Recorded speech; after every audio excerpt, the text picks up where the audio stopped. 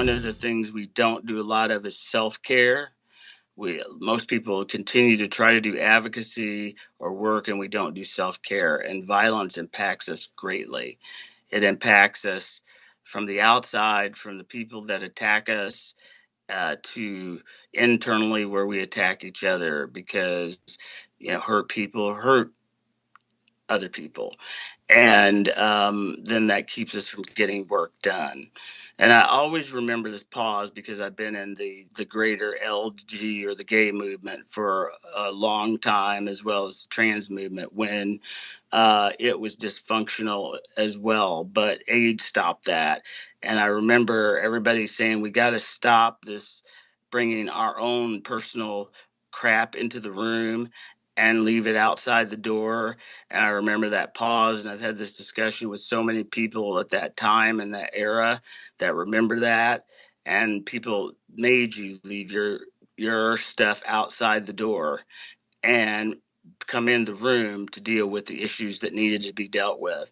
And somehow we have not found that click or whatever is needed in the trans community to do that, to where we still cannot come in the room to truly deal with the issues that impact the community without our personal stuff, for lack of better words, impacting and delaying us dealing with issues such as violence and homelessness and unemployment and all those things, because I do think that there are lots of brilliant minds in the trans community, and we could have a well-built trans community if we could do those things, and lots of great leaders.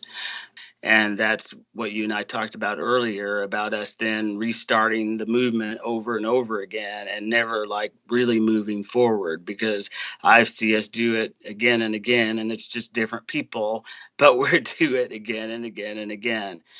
And so I think that's again about self-care and realizing that we all have to take care of ourselves, and that it's not about being mentally ill or any of that, but it's realizing that you're transitioning, society transitions with you. There are curves to transitioning, and it's difficult. And that sometimes we need tools that we don't have on our own, and that's what therapy is about.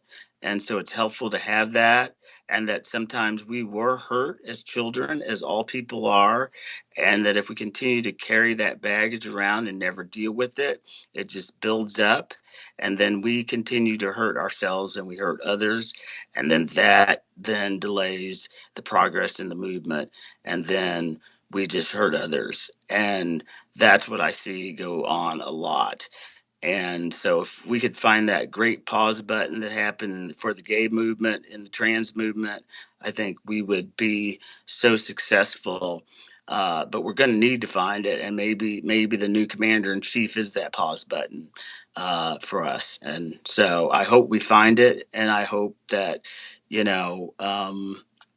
we can unite and come together some way.